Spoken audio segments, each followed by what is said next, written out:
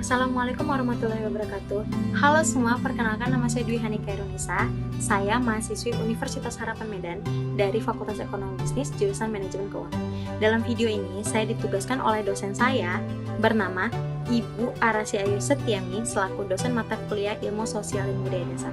Kami mahasiswa yang ditugaskan oleh beliau untuk membuat video pendek dan diupload ke YouTube. Di dalam video ini, kami disuruh untuk menjelaskan tentang manusia sebagai makhluk individu dan manusia sebagai makhluk sosial.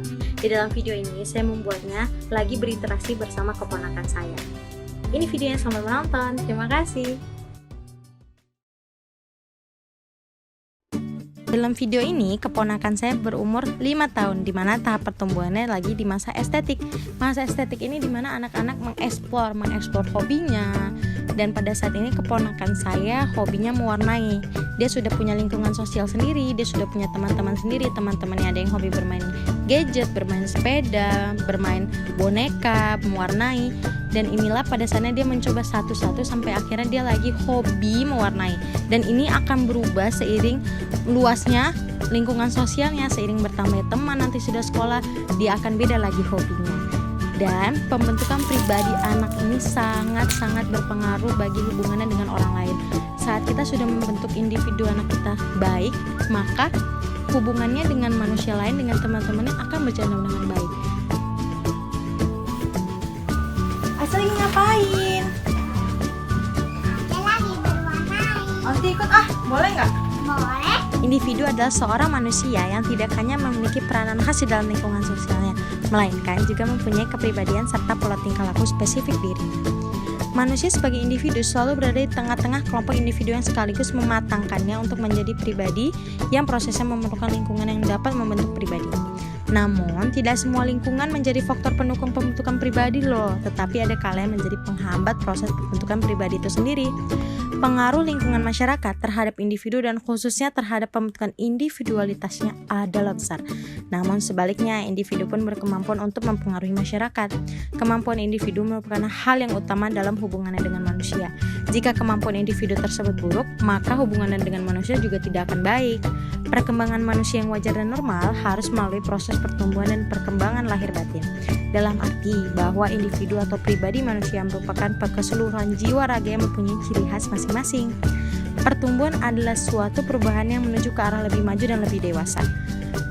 Pertumbuhan sendiri mempunyai tahap. Berdasarkan psikologi ada 4 tahap. Pertama, masa vital, yaitu dari usia 0 sampai 2 tahun. Kedua, masa estetik dari usia 2 sampai 7 tahun.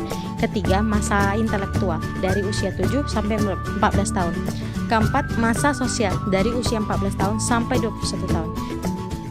Individu sangat mempengaruhi hubungan manusia dengan manusia lain. Kenapa? Karena manusia sebagai individu ternyata tidak mampu hidup sendiri. Ia dalam menjalani kehidupannya akan senantiasa bersama dan bergantung pada manusia lain. Inilah kenapa manusia juga disebut sebagai makhluk sosial. Manusia saling membutuhkan dan harus bersosialisasi dengan manusia lain. Sejak manusia dilahirkan pun, ia membutuhkan pergaulan dengan orang lain, terutama dalam hal kebutuhan makan dan minum. Pada usia bayi, ia sudah menjalin hubungan terutama dengan kedua orang tua. Dan pada di video ini, keponakan saya berumur 5 tahun, di mana dia sudah mulai berhubungan dengan teman-teman sebaya dan melakukan kontak sosial. Dan pada usia-usia selanjutnya, ia terikat dengan norma-norma pergaulan dengan lingkungan yang semakin luas. Sebelum dia berada pada lingkungan yang semakin luas itu, dia dibesarkan dalam suatu masyarakat terkecil, yaitu keluarga. Keluarga terbentuk karena adanya pergaulan antar anggota sehingga dapat dikatakan bahwa berkeluarga merupakan kebutuhan manusia. Dalam dua hal ini, manusia sebagai makhluk individu dan manusia sebagai makhluk sosial sangat membutuhkan yang adanya interaksi. Interaksi sosial terdekat adalah bersama keluarga sendiri. Di dalam keluarga terdapat berbagai macam interaksi, terutama antara orang tua dan anak. Interaksi sosial dalam keluarga yang berbeda-beda tersebut dapat menjadi penentu tingkat keberhasilan prestasi belajar anak. Itulah yang sedang saya lakukan di dalam video ini. Saya sedang berinteraksi dengan keponakan saya yang berumur 5 tahun, di mana dia lagi mengeksplor hobinya. Dan dalam video ini kami sedang mewarnai, di mana saya membantunya, mengajarinya, dan membantunya dalam membereskan mainannya. di mana itu sebagai bentuk saya sebagai makhluk sosial. Karena secara langsung maupun tidak langsung, bentuk-bentuk interaksi sosial dalam keluarga dapat mempengaruhi proses belajar anak dalam lingkungan keluarga serta di lingkungan sekolah. Apabila interaksi sosial di rumah berjalan dengan baik, maka akan terjalin suatu kerjasama yang harmonis, ada ketenangan dan dapat menciptakan konsentrasi belajar yang tinggi pula pada diri pribadi anak ke depannya.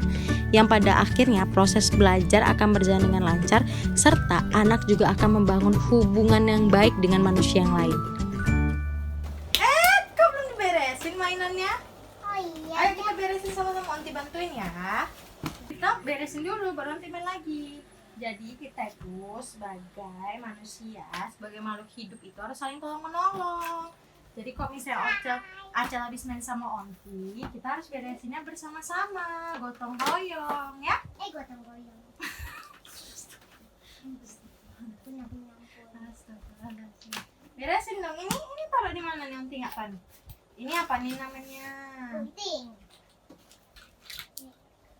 Nih kacamata, suntikan, ini termometer. Oh, termometer ya. Ini gigi Acel.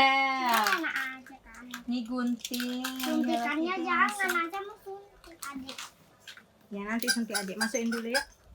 Kita beresin dulu, kita kan mau makan ya kan? Yuk. Kita kan Ayo, mau makan. kita makan berdua ya. Saya udah pinter makan sendiri. Oke.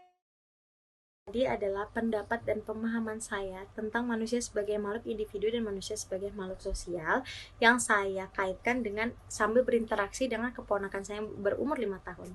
Sekian video dari saya. Jika ada kesalahan dalam penjelasan tadi, saya mohon maaf. Semoga video saya ini bermanfaat juga untuk orang lain. Wabillahi taufiq wal hidayah. Wassalamualaikum warahmatullahi wabarakatuh. Terima kasih sudah menonton.